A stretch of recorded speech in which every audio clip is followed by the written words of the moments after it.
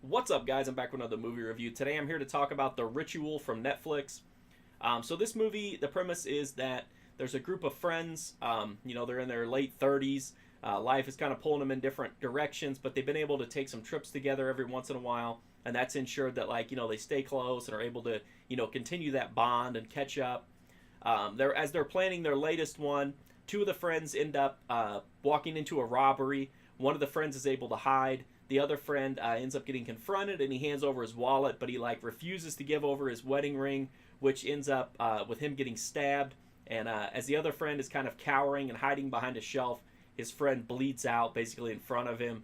And months later, the group decides to go. They're going to go ahead with the trip to honor their friend.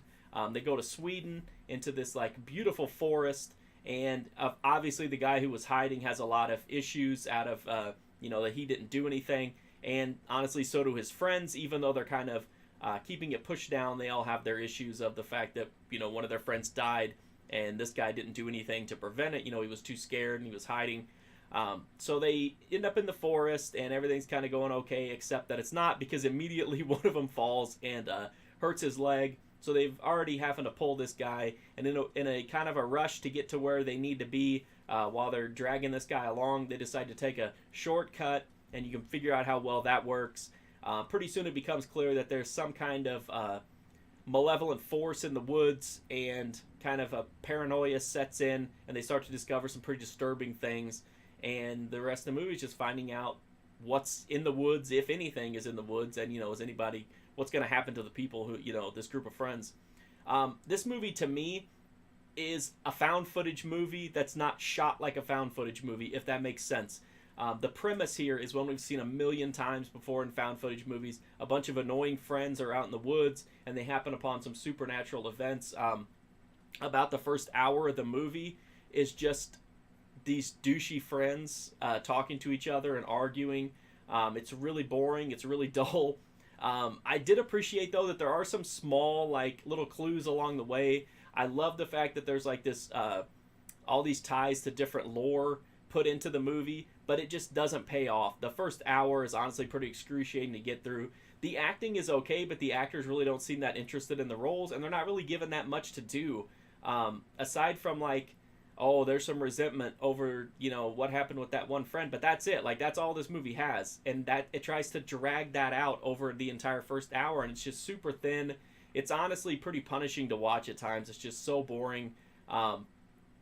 Once we kind of get past that, the finale picks things up substantially, but we've seen this a million times before. We've seen it where you have an hour of the annoying friends talking, and then you get the crazy monster or whatever, witch, whatever happens to be the flavor of the month in found footage. And again, this is not a found footage movie. It's shot like a regular movie. The camera work is actually probably one of the better, and the visuals is one of the better things about it.